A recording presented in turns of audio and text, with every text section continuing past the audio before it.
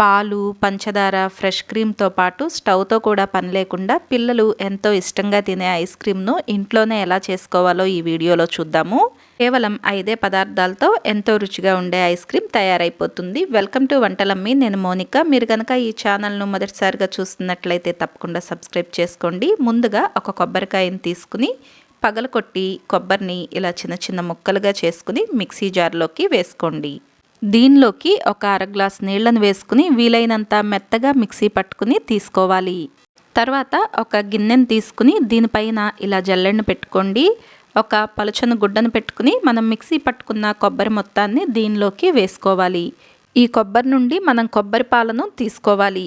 ఇక్కడ పాలకు బదులుగా మనం కొబ్బరి పాలను వాడుకుంటున్నాము. ఇలా గట్టిగా పిండుతూ కొబ్బరిలో నుండి పాలను మొత్తం తీసుకున్న తర్వాత ఇలా మిగిలిన కొబ్బరి పొడిలోకి మరొక అర గ్లాస్ నీళ్లను వేసుకుని ఇంకొకసారి మిక్సీ పట్టుకోండి. నీళ్లు మరీ ఎక్కువ వేసుకోకూడదు. వీలైనంత తక్కువగా వేసుకుని మిక్సీ పట్టుకోండి, లేదంటే పాలు పల్చగా అయిపోతాయి. మరొకసారి గుడ్డలోకి వేసుకుని ఈ కొబ్బరి మొత్తాన్ని బాగా పిండి కొబ్బరి పాలను తీసుకోండి. ఇలా తీసుకున్న కొబ్బరి పాలను ఒక పక్కన పెట్టేసుకోవాలి. తర్వాత ఇదే మిక్సీ జార్లోకి ఒక 2 అరటిపళ్ళను ముక్కలుగా చేసుకుని వేసుకోవాలి. అరటిపండు పెద్దదైతే 1 తీసుకుంటే సరిపోతుంది. కాస్త చిన్నగా ఉంటే 2 తీసుకోండి. అలాగే జీడిపప్పులు వచ్చేసి ఒక 10 నుండి 15 వరకు తీసుకోండి. తీయదనం కోసం 4 ఖర్జూరాలను గింజలు తీసి వేసుకోవాలి. మీ రుచికి తగినట్లుగా ఖర్జూరాలను ఇంకాస్త పెంచి కూడా వేసుకోవచ్చు. అలాగే ఖర్జూరాల బదులుగా తేనెను కూడా వేసుకోవచ్చు. ఈ మెత్తని పేస్ట్ లాగా అవ్వటానికి దీనిలోకి మనం ముందుగా తీసుకున్న కొబ్బరి పాలు ఉన్నాయి కదా, దానిలో నుండి కొద్దిగా పాలను వేసుకుని ఈ మొత్తాన్ని మెత్తగా మిక్సీ పట్టుకోండి.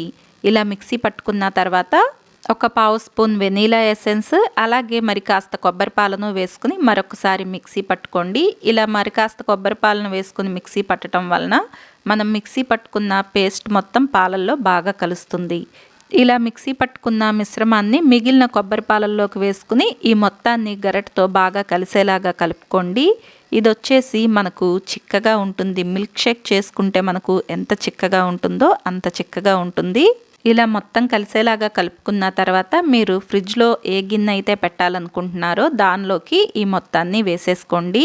తర్వాత దీనిపైన జీడిపప్పు, బాదం, పిస్తా ఇలా ఏవైనా మీకు నచ్చిన నట్స్ తీసుకుని చిన్న చిన్న ముక్కలుగా కోసి పైన కాస్త వేసేయండి. ఇవి ఖచ్చితంగా వేసుకోవాల్సిన అవసరం లేదు, కానీ కొద్దిగా వేసుకుంటే మనకు తినేటప్పుడు మధ్య మధ్యలో తగులుతూ రుచి బాగుంటుంది. ఇలా మొత్తం వేసుకున్న తర్వాత అల్యూమినియం ఫాయిల్తో ఈ గిన్నెను ఇలా మూసేసి పైన మూత పెట్టేసేయండి. అల్యూమినియం ఫాయిల్ పెట్టడం వలన ఐస్ క్రీమ్ పైన మంచులాగా కట్టకుండా ఉంటుంది. ఇలా మూత పెట్టేసుకుని దీన్ని ఫ్రిడ్జ్లో ఒక రాత్రంతా ఉంచుకోవాలి. అంతేనండి, పిల్లలకు నచ్చే రుచితో ఎంతో ఆరోగ్యకరమైన పద్ధతిలో మనకు ఇంట్లోనే ఐస్ క్రీమ్ తయారైపోతుంది. అయితే ఈ ఐస్ క్రీమ్ చేసుకోవటానికి మనం ఫ్రెష్ క్రీమ్ లాంటివి ఏమీ వాడట్లేదు కాబట్టి అంత సాఫ్ట్గా లేకుండా చూడటానికి కాస్త గట్టిగా ఉన్నప్పటికీ రుచి మాత్రం చాలా బాగుంటుంది. మరి ఎక్కువ పదార్థాలతో పని లేకుండా ఇంట్లోనే ఆరోగ్యకరమైన పద్ధతిలో చేసుకునే ఈ ఐస్ క్రీమ్ తయారీ విధానం మీకు నచ్చిందా? అయితే వీడియోని లైక్ చేసి షేర్ చేయండి. Thank you for watching.